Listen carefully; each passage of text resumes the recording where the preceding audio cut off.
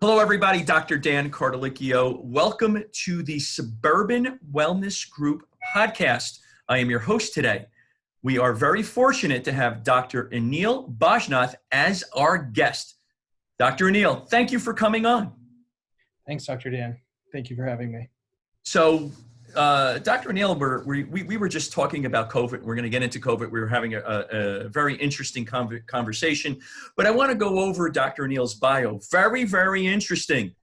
Board certified family physician, CEO and founder of the Institute for Human Optimization, and we're going to get into that. Graduated from the Ross University School of Medicine, residency training at the University of Maryland, Family and Community Medicine, went to University of Central Florida, majored in molecular microbiology. I'm a biochemist, and I think I'm afraid of molecular microbiology and medical laboratory sciences. Also has an MBA from the Keller School of Business. Some professional organizations, American Academy of Family Physicians, Institute of Functional Medicine, and the American Academy of Anti-Aging Medicine. Dr. Anil, welcome. Thank you for being on. Let's get right into our first question. We were discussing COVID before we decided to come on. So tell me, you're on the front line. Tell me about your experiences with COVID. Thank you.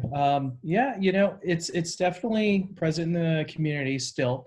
And it's just been a very interesting time since it's made its way here and across the state of Maryland, and definitely seeing an uptick in numbers more recently again with anticipation of the second wave.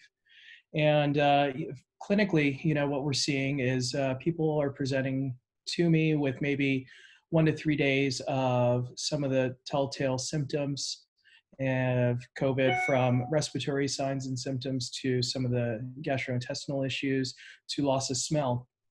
And the typical evaluation and workup that we're doing is going to start off with some basic blood chemistry and with a CBC and a BMP, and chest X-ray and additional COVID testing. And what we're seeing is, well, what I'm seeing clinically is individuals will have, that are suspected, will have a leukopenia, so a decrease in the white blood cell count below 4, nothing usually below 3.5. And within their differential, we'll be seeing a monocytic dominance. So there are different types of white blood cells, and they all play a different role. And, there's certain white blood cells that respond to tissue damage, inflammation, and bacteria. There's certain white blood cells that respond to viral infections. There's certain white blood cells that are more specific to bacterial infections. And the monocytes, I think, are one of those early indicators of infection, tissue inflammation, and they respond to that area and bring back information to the immune system for further reprogramming. But so yes, we're seeing that leukopenia with a monocytic dominance, and then I would get a chest X-ray and see some of the pathognomonic patchy peripheral infiltrates on chest X-ray. On physical exam, auscultation I'm not really hearing any of the rhonchus-like sounds consistent with like a bacterial pneumonia.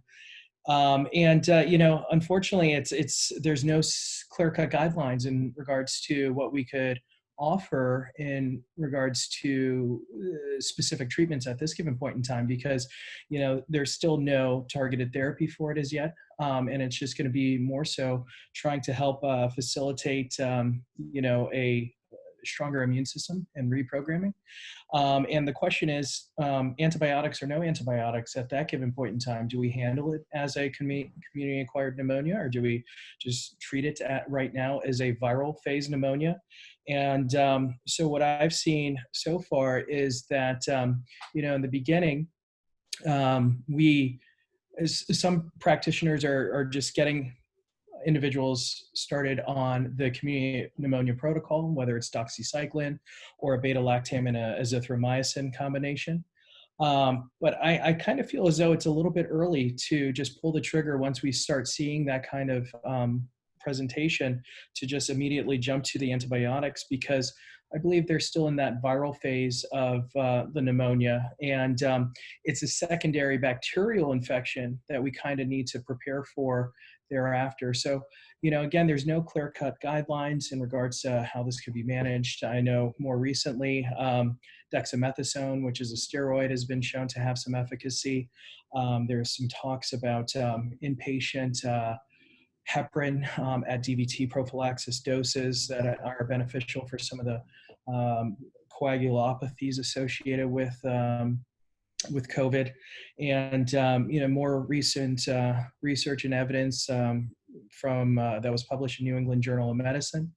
They recently demonstrated using what's called a genome-wide association study, a GWAS study, that there's specific molecular polymorphisms and hotspots that are associated with increased pathophysiology of the infectious process of COVID-19, and that is most notably blood type A individuals have more of a propensity of needing additional respiratory support. And, that ties back into some of my work that I did with Dr. Peter Diadamo during undergraduate studies. He's the blood type guy and mentor of mine. And, we know that blood type A individuals have a higher amount of circulating von Willebrand factor and factor VIII, which is very important in the coagulation cascade. That study also identified interleukin-6 as being upregulated in a lot of these individuals. And that is another very important pro-inflammatory cofactor that could trigger some of these inflammatory cascades and lead to what is known as an oxidative coagulopathy. That's a whole nother discussion, but it's just very interesting what we're seeing, clinically, and it is still very concerning. Yeah, it still is very concerning, and we're talking about the second phase. What is your opinion on the second phase? Well, it's really hard to say. By no means am I an expert. And some of the epidemiological data is showing that there's increasing rates and numbers of positive tests that are coming available. And there's all sorts of mixed messages that we're getting from the top down in regards to test, not to test, and, the sensitivity, specificity, Mm-hmm. and all sorts of stuff. So it's really hard to say, but what I'm seeing clinically, we're still seeing it in the community. And still recommending that to self-quarantine for 2 weeks, if it's suspected, and then also, if the individual gets tested and is positive, to definitely, maintain that self-quarantine until, they're retested and negative. So there's, again, no clear-cut guidelines in regards to return to work and how to manage it. So we're just sitting here kind of floundering with, what do we do? So it's just very interesting time. Yes, and unfortunately, we are dealing with a novel coronavirus, and we don't know. And for all of my students at University of Bridgeport, Dr. Anil did mention sensitivity and specificity, which, Dr. Anil, they're having a tough time grasping. So tonight I'm doing a live lecture with him, and we're gonna be doing that. So you discussed about the immune response when it comes to the COVID. And we're going to have to build up our immune system because the vaccine is sometime in the future at this point, right? It's going to be sometime in the future. So they say. I've heard as early as November. Have you read that also?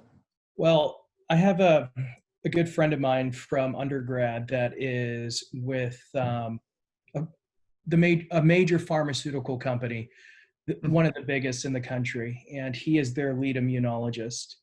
And we had a very interesting conversation last week about vaccine development and where they stand on all of that and everything else. And, I know there was some talks about Mirena and, them rushing to receiving or having the vaccine ready, locked and loaded. And he was sharing with me some sensitive information that I probably shouldn't disclose right now, but I just question, when we're going to be actually receiving a vaccine for this and how sensitive and specific it is. Again, because in the field of virology, that there's this idea of genetic shift and drift and how that influences, the evolution of a virus over time and Right. could, influence how our immune system would get programmed to a vaccine. It's just so dynamic, and it's really hard to kind of predict that right now. And after my conversation with him, and he is very in the know and a part of that inside circle of big Hmm. pharma and with the vaccine development, I just question when that's going to come about. And I also question the research that's being presented by certain companies that are claiming that they've made some positive segue in regards to coming up with a vaccine. Yeah. Vaccine, as you and I well know, will take year and a half, 2 years from start to finish, maybe a little bit more, maybe a little bit less, because you need to, make sure that it's an efficacious form of treatment. Because if not, it's not going, it's just not going to do anything. That being said, what have you been recommending to your patients in order to help boost their immune system? You know, it depends on the individual. I am more of a vitamin kind of orthomolecularly oriented physician, so I place strong emphasis on making sure that simple vitamin D is optimized. As you know, there's this whole functional way of reading and measuring your vitamin D status. 30 to 100 is a range, but what is optimal? And most individuals that I'm seeing are well below 30 in their vitamin D status. And as we know, vitamin D is not a vitamin, it's a hormone. It binds to a nuclear receptor site and actually activates secondary transcriptional factors and so forth. And so I think starting off with, making sure that vitamin D status is optimized, vitamin D3 and K2, something that I personally take, and I tell them, look, I'm not prescribing this, but this is what I take as a frontline provider, dealing with this, because again, there's no guidance in regards to how this is going to affect downstream ACE2 receptors and whether or not this could have any bearing on a potential cytokinetic storm and so on and so forth. But, the vitamin D3, K2 is something that I personally take on a daily basis to help modulate and prevent any upper respiratory issues and help prime my immune system. In conjunction with zinc, 50 micrograms of zinc, and trying to get in 3 to 5 grams of vitamin C through nutrition, a little bit of supplementation, but primarily through nutrition, making some really great colorful smoothies and stuff like that to get all the different phytonutrients that I think are going to be beneficial to help ward off and offer antioxidant protection to my tissues. I also recommend stress reduction because, as we know, there's this psychoneuroimmunoendocrinology network, and how the stress of and mental burden of some of the issues that are going around right now will have a dramatic and direct influence on our immune system and how our cells will respond to that adversity if exposed to a coronavirus. So, it's going to be very important to be cognizant of your stress levels and how we react and respond to adversity in our environment, and how that's influencing our overall mindfulness and our coherence or heart rate variability, and what that looks like in regards to just the overall big picture of immune response. Personally, again, I recommend going outside, being in nature. Don't be scared of nature. I think it's okay to walk in a forest without a mask. You don't need a mask to walk, Mhm. in a non-populated area. Um, and I recommend just trying to be as much in nature as possible. Before we started recording, I shared with you my passion for being on the mats and training martial arts with Brazilian Jiu-Jitsu. And for me, having that cardiopulmonary exercise is very important to make sure that we're opening up those alveoli, which are like little grape sacs down in the periphery, to keep them well expanded, well oxygenated, and ready to help with build resilience towards this. Another big part of this, I think, is a microbiome. And as we know, 80% of the immunological program takes place in the gastrointestinal tract through the gut-associated lymphatic tissue, or GALT. And that immune system programming is very important to keep in check. So again, being cognizant and aware of the foods that we're eating and how that's going to influence the different microbes and help fuel and maybe downregulate some of the inflammatory processes, this could be very critical. So eating a healthy food, as much raw, not necessarily raw food, but plant-based raw food kind of diet as much as possible is going to be very important, I think, at feeding the healthy gut microbiome and giving them the prebiotic needed to fortify those cells, produce the level of mucin needed for that barrier protection. So it's a multimodal approach that I think needs to be taken, and it's not just with COVID, but with life as whole. In the big picture, it's very important to do these things, not just for now, but just as we age. So I agree. And as you're talking, I have 1,000 questions because you and I, as functional medicine practitioners, integrative practitioners, getting enough phytonutrients, diet is always number one. Yes, you need to supplement, but diet is always number one. Getting those phytonutrients in your smoothie, very important. Cardiovascular work to help boost that immune response is very, very important. Getting outside, getting in nature is very important. I actually took up running again during this time. And my son's a hockey player, and, he and I are 10 to 12 feet away. He's always beating me, though, Dr. Anil. He's 12 years old. My knees aren't so happy. But just to get out there and to run in nature, it's therapeutic, mind, body, spirit, if you will. And we're talking the same language, and I also approach it the same way.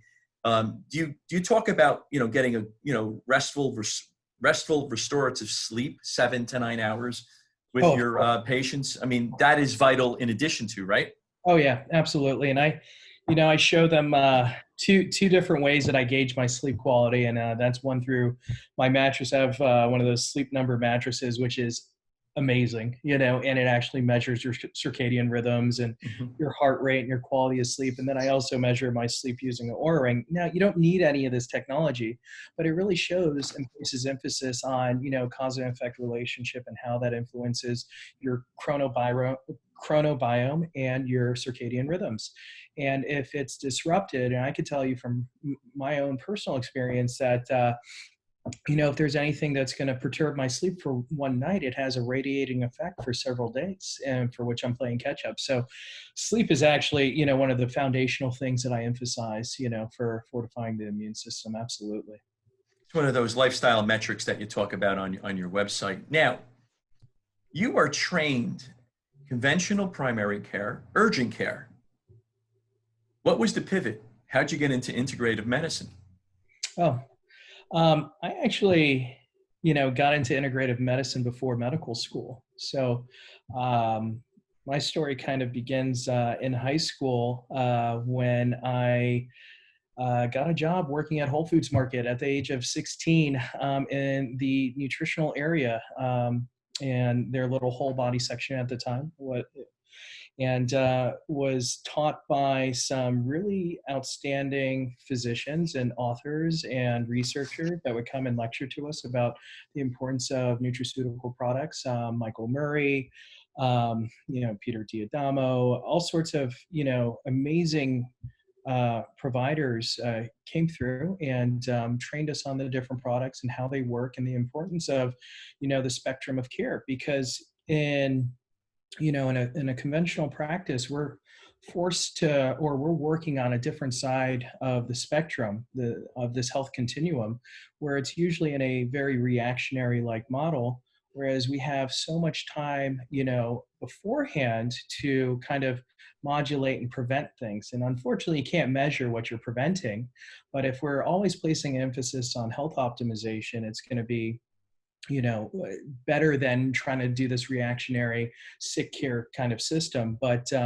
so this kind of began for me when I was 16 years old, and started studying nutrition while working at Whole Foods at that time, and went out to a few amazing conferences where I was exposed to other, different schools of philosophy and thought process Mhm. in regards to how to approach individuals on a holistic level, and studied some herbal medicine. And I actually, during undergrad, um, actually back here, my microscope that you see back here is I was going another. to say, I do see the microscope. Yeah, yeah. So I actually, for fun, when I was 19, I got certified in a technique and purchased this microscope and started analyzing undenatured peripheral blood and looking at things on a qualitative cell dynamic level. And this technique actually led me down several different directions and influenced my direction in undergrad with molecular microbiology and medical laboratory science. I got trained on a conventional way of how to analyze a peripheral blood smear, which is a lost art in medicine.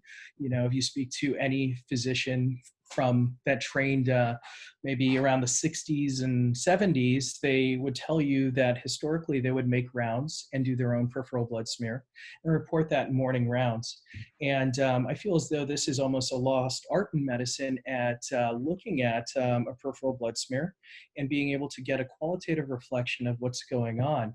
And so for me, this is, not something that I like to advertise, because it is kind of a controversial subject in regards to what you're seeing and finding and analyzing.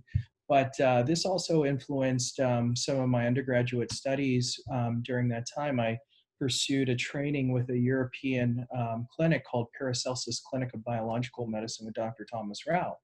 And I was a recipient of a scholarship for which for 2 years I was fortunate enough to travel around the US to train with this clinic based out of Switzerland and learn their methods. The microscopy was a big technique in their practice, and study this whole system of European biological medicine, which is incredibly fascinating in regards to their holistic approach to everything. It's that's a whole nother podcast in regards to what we could go into with that. So that was a part of my foundation and training, and then that also led me down the road of studying functional medicine with some of the early Apex Energetic seminars back in 2006. It was me and Datis Karazian. I don't know if you're familiar with Karazian's work, but Datis and I, yes, we go back a long way, Dr. Karazian. So he's at Harvard right now, if I'm yep. not mistaken, and he's doing research there. And Apex is one of the companies that I use, and I'm assuming that you use in addition to. So brilliant guy. Oh man, he's like, him and Jeff Bland and all these minds are just, I just want to hear them speak. I just love listening to them speak. They are always filled with the latest research evidence and ways to kind of approach things. And, his training in functional neurology is just phenomenal. And, it's essentially, I was very lucky, to have him as a mentor for me, at a younger age, but he was, very stern. He's like, you need to hurry up, go to med school and get into practice. And I listened to his advice, and, I took a very non-traditional road through healthcare and my, training and everything else. But we're here now, and I ran into him about a year ago at one of the conferences, and we were just getting caught up and reminiscing. That was like almost, over 15 years ago that we're sitting down at these Apex seminars, just going over some of this information where we're at today. So I was just, very fortunate to have had these amazing mentors kind of guide me in my journey with personalized medicine. And here we are today. Yeah. Yeah, you and I have had the same mentors. At Apex, you probably had Dr. Tom Culleton and others as such. Yes, you're laughing. The last time I hung out with Tom, was the Manny Pacquiao and Mayweather fight in Fort Lauderdale. He was doing an Apex seminar down there, and we all went out for the fight there afterwards. It was great. Yeah. Yeah, I saw Dr. Culleton was one of my main instructors for the functional neurology going back probably around that same time, 2004, 2005, 2006. Interesting how you had this interest in, integrative medicine at a very young age. So you got the conventional primary care, as we said, you got the urgent care, and now you're working for, building your private practice, the Institute for Human Optimization. What type of practice is this institute? What do you do?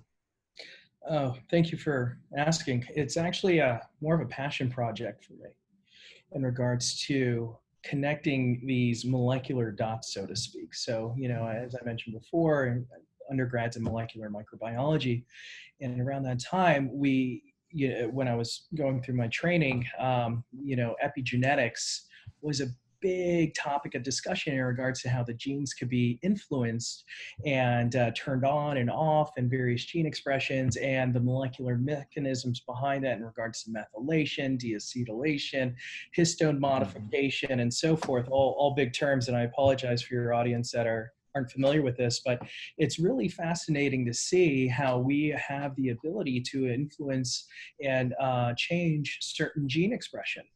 So for me, I've been completely fascinated by that concept, and I'm actually really excited with the latest advancements in molecular diagnostics that we can actually measure your epigenetic gene expression in your biological age.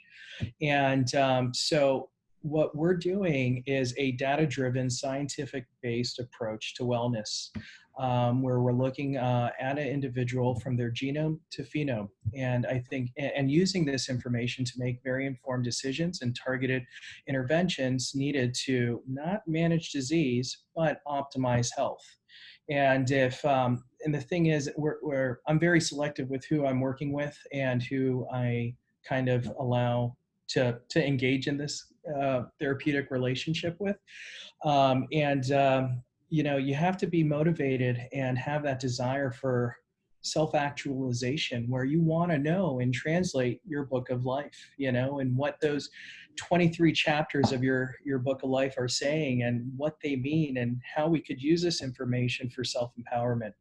So the institute is essentially, again, the passion project of connecting these molecular dots, where we start off with your genetic blueprint, and we use, SNP analysis, single nucleotide polymorphisms, or single gene variations, to look What type of testing is that called? In terms of the genetic analysis. Right. What is that the MTHFR test you're talking about? Well, MTHFR is just one polymorphism out of Right. thousands that you could be looking at, but this is more of a genomic analysis. So there's a difference between genetics and genomics.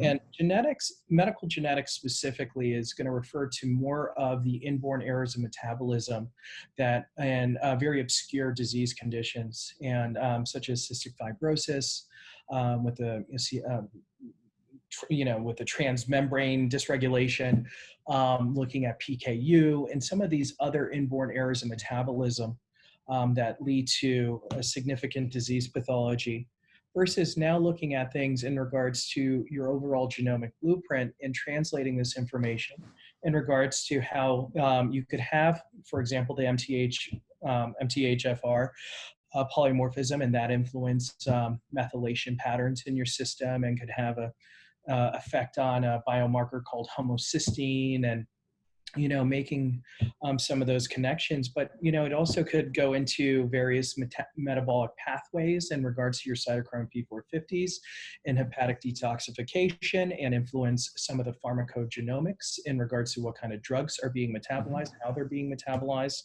and looking at drug-drug interactions, drug-nutrient interactions. We can look at it from a nutrigenetic standpoint and see if there is any additional polymorphisms in vitamin A or beta carotene metabolism.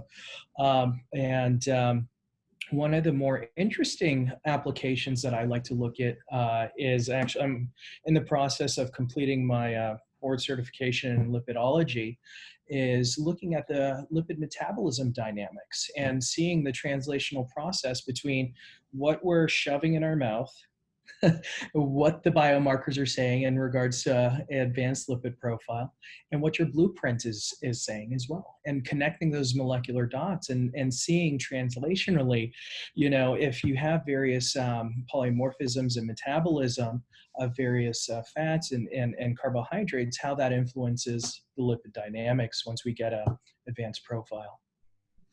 It's very important, and it's something that is very interesting to me because a large part of my practice is dealing with lipids, and it's very important. For me, when I was 37 years old, I had a heart attack. So that was my pivot, and that's how I got interested in this. So that's a very interesting approach that you have to the precision medicine. Is there anything else you want to add with that? Well, use a key term. Precision medicine, I think, is going to be widely adapted to primary care once the, Moore's law is further in full process, because as you know, the cost of genetic testing went from millions of dollars down to, you could get, I think, whole genome sequencing now for $300 to $500 for some labs. Right. But right now, the NIH has a very large clinical study called the All of Us Initiative. And the NIH is actually pioneering some of the major research in this area in regards to further making and connecting those molecular dots and defining the precision medicine initiative, which is incredible because, they define essentially the precision medicine as an emerging approach for disease treatment and prevention that takes into account individual variability in genes, environment, and lifestyle, right? That's huge. Genes, environment, and lifestyle. That sounds like functional medicine to me, but I'm just saying, it's that targeted approach where, we're using this information to make informed medical decisions, put together tailored treatments, and also tailor all this information to the individual, no longer using this one-size-fits-all kind of model. We could get into, some of the science and evidence behind that, but it's a philosophical shift in certain respects from what we were taught in medical school in our trainings in regards to looking at what we call evidence-based practices, where we're always looking for that large N value. The larger the N, the stronger the power and clinical significance of, how this is going to be translated into population-based medicine. But that's great if you're doing certain things, but when you're sitting down with the individual that is, not, wasn't represented in that clinical study, maybe they come from a different ethnic background or something to that effect, and we're not taking into account, again, their pharmacogenomics and cytochrome P450s, that's going to shift the clinical response and outcomes to what how they're going to respond to drugs. And, and that gets back into the number needed to treat, and that number needed to treat, you're probably going to mention this in your biostats lecture to your students tonight. Dr. Anil, what I'm going to do is I'm going to put this up, if it's okay with you, I teach at University of Bridgeport. I teach at the Nutrition Institute, and I'm going to have them listen to our podcast because everything that's going to go on tonight is what we're talking about. So I think it'll be interesting for them. Well, and it's very important to look at it in regards and within the context of how we practice medicine today, because, there's an incredible article that came out in Nature in April 2015 that was looked at what they were calling, time for, one-person trials, or this N of 1 approach to clinical medicine, because what we're largely doing is trying to use these population-based studies for the individual and leveraging this number needed to treat. And some of these individuals aren't, 1 in 10, 1 in 40 are getting clinical favorable benefits, but enduring all the side effects of some of these medications, with for example, statins, which is so high. And I'm not anti-statin, but I am, I have so many patients that are incredibly statin intolerant. And, they have what's known as a SLOCO1B1 polymorphism and aren't able to tolerate and metabolize the drug efficiently. So they develop the, the myalgias and all the other increase in LFTs and all that stuff. And it's just, it's downstream. And, the question would be, what if we got them at goal, according to the ACC AHA guidelines, with their lipids using nutrition? And more mindful nutrition. And again, it requires a highly disciplined individual to want to pursue that, and not have the typical screw you, fix me attitude in regards to how some individuals are with their healthcare. They're like, just give me a pill. So again, it's a different mindset. It's a different buy-in. And, there's a lot of cognitive dissonance in on a patient level, on a practitioner level, in regards to, when faced with evidence, how motivated they're going to be in regards to making those individual changes. So tying it all back in, I think that, this N of one approach to healthcare is going to be very important to look at moving forward, because, and especially in clinical studies, because, we're conducting these clinical studies on individuals that qualify for it. And what buys you a qualification could be a symptomatic presentation or an actual biomarker or something to that effect. But we're missing the overall milieu or environment that could be influencing that: nutritional status, stress status, sleep status, cytochrome P450 status. All those things are very important at looking at when conducting these clinical trials. So I'm excited for the future, and how this information is going to be translated into highly individualized, personalized care. I agree with you. And I think what makes your practice really great, like our practice, is that you are the traditional, conventional primary care, and yet you can add in the functional medicine. And that marriage, I think, is very, very powerful for positive outcomes with patients, where I do the clinical nutrition, functional medicine in our office, and then the integrative internist does the conventional primary care. And we just get really good results. We're equally as excited. I can hear the excitement that you have, for the future of healthcare. And this is the way it's going. Now, I have a question here for you, because you've written a book, Longevity Equation. All right, that's great. I love the title, Longevity Equation. Tell us about the book. Listen, we're going to have you back on, Dr. Anil. I want a copy of the book when it's out, so I want to read it, and then we're going to go through it with a fine-tooth comb. This. You have a ton of information. I love this. Tell us about the book. Thank you.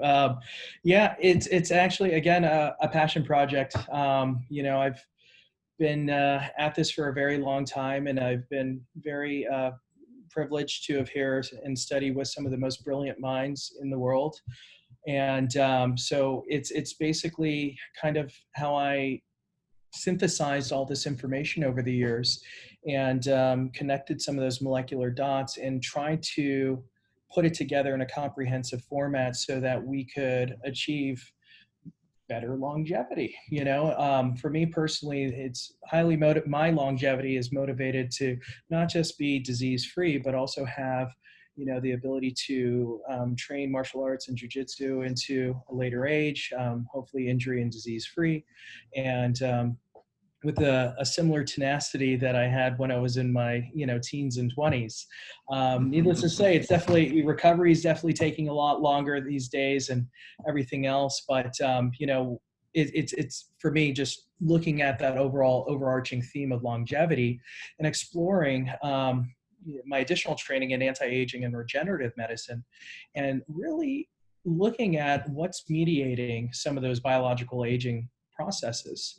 As you may know, there's 9 hallmarks of aging, and those 9 hallmarks are pretty clearly defined, and they influence basically that pathophysiological process as we move forward in age.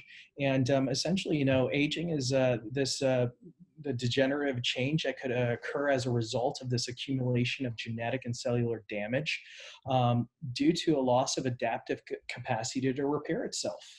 So if we're constantly being inundated with different, what I call signals and inputs, that's influencing your, on a DNA level, influencing your DNA expression, it's going to be very important to identify those stressors, signals, and inputs. So there's different longevity blocks that we have in there, and one of the first, sections is looking at the chronobiome, which is a very fascinating area of research right now, and looking at your chronotype and taking a deep dive into your circadian rhythms and how that is very important for regeneration and repair, and making sure that we're able to help facilitate these patterns and rhythms of life gracefully, so that we could move forward and with minimizing disease, because some of these disruptions in the chronobiome is linked to, name a disease, any disease, it's there. And additionally, nutrition. Nutrition is such an important fact. This, teaching clinical nutrition. We have this signals and inputs from the phytonutrients or trans fatty acids communicating with our DNA. And that influences how our genes are expressed. And, so essentially the food is information that has direct communication with our DNA and gene expression. And depending on what kind of signals and inputs we're feeding our cells in our body, it's going to influence what kind of repair and response they're going to have. If you're consuming a high amount of fried food and trans fatty acids, that's going to increase your membrane lipid peroxidation and cause a lot of not only vascular stress, but cell membrane stress. So exploring the nutrition, exercise and movement, and how to help facilitate, increasing neuroplasticity in the aging brain. Ultimately, it's about promoting a great brain health so that we have the neurocognitive capacity to maintain its sharpness and acuity as we get older. And there's enough things that are challenging that and threatening to our aging brain, unfortunately. So the book, again, is exploring some of these different ideas and at the research and evidence that we have in regards to how our genes are being influenced and how it influences our expression, and how we could use this information to code for resilience, and the tools and resources that you could do to almost biohack your system. So it's right now it's in production, and we're hoping for a release date here in the next couple of weeks. It's going to be released from Angel Publishing in Baltimore, Maryland. And again, it really takes a deep dive at this idea of a biological aging process. And one of the things that I like to emphasize is, our biological age is completely different than our chronological age.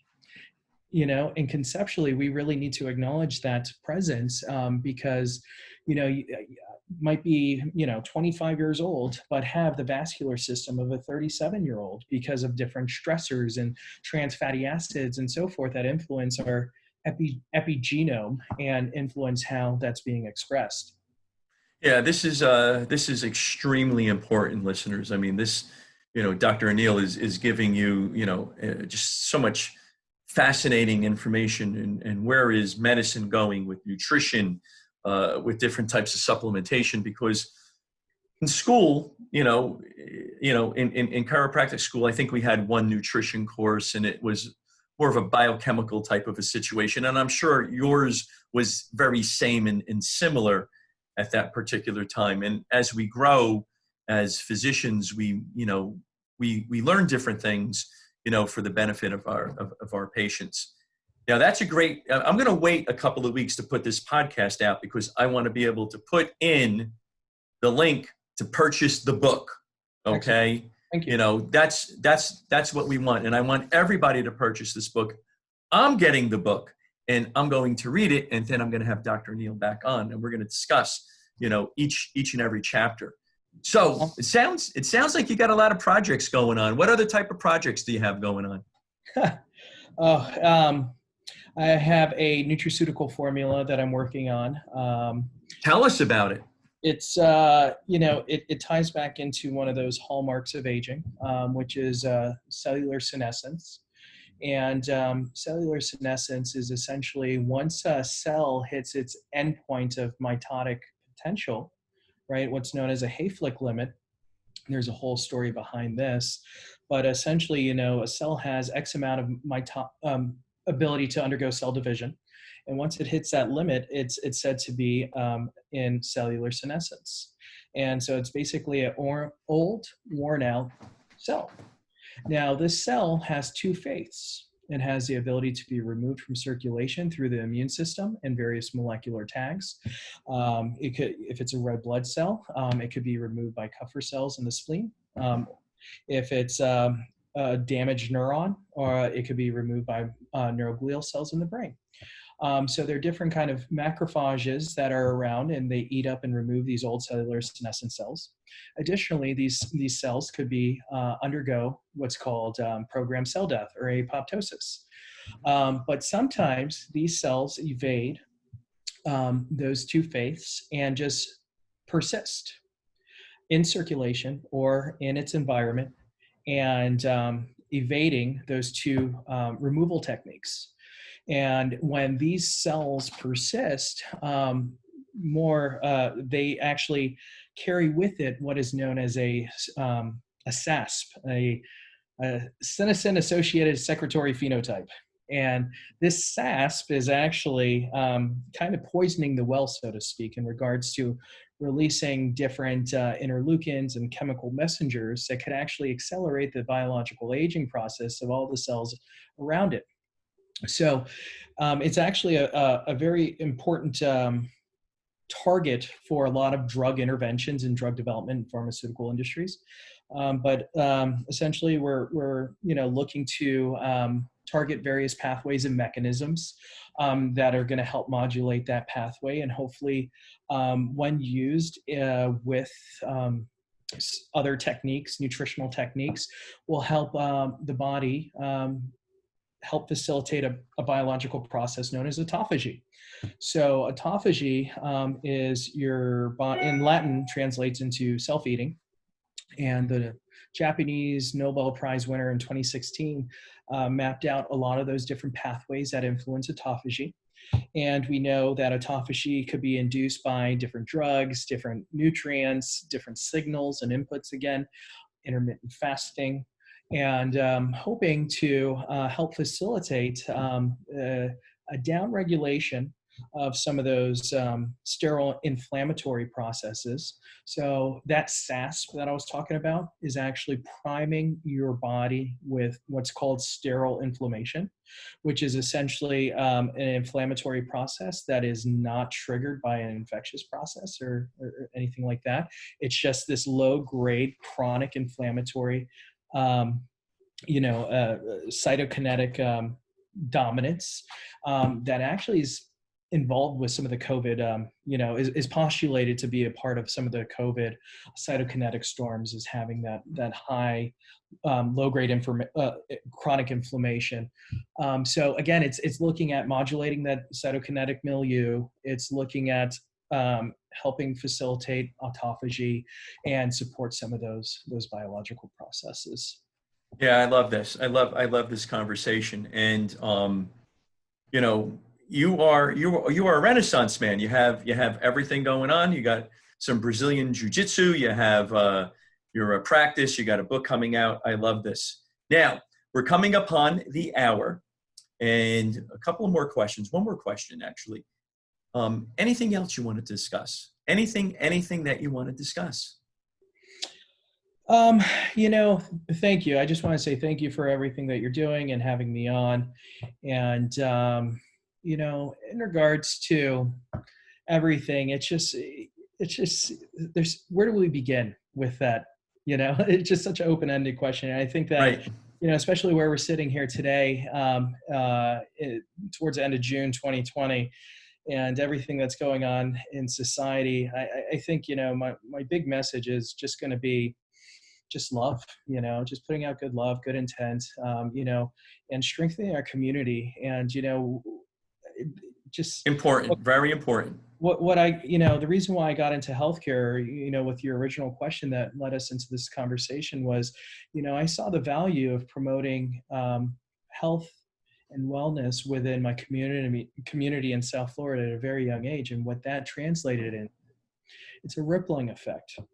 So I think taking care of ourselves and others and promoting, a sense of community and love and respect and just being selfless right now is just so important. Everybody's got an opinion and is trying to push an agenda. I think it's good to just, keep your mouth quiet. I want to say something else, but keep your mouth quiet. Right? Be a good listener. Right. Be a good listener, right? And offer empathetic love and respect to everybody, because you don't know what anybody's going through right now. Right. And there's so much toxicity environmentally, socially. Social media is all full of stuff. And it's just, right now, I think it's going to be very important to surround ourselves with positive, good energy, cultivate good energy from within, practice on our mindset, our words, our actions, our behaviors, not all this chaotic BS that's going on right now. We need to live by example and try to be better individuals for ourselves and our community as a whole.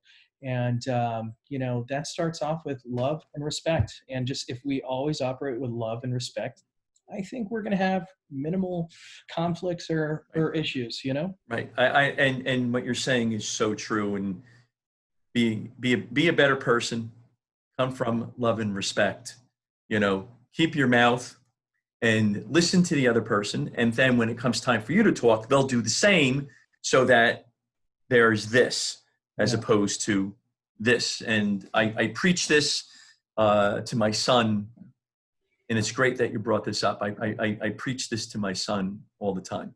And he's a quite amazing little boy because of that. And I think that's very, very, very important. Dr. Anil, how can people get in touch with you? Oh, yeah. Well, there's my website, IFHO, the Institute for Human Optimization.org, IFHO.org, or anilbajnath.com. Send you links to it. So when you blast this, you'll have all of that. Absolutely. We have our clinical office in Arnold, Maryland, Columbia, Arnold, Maryland.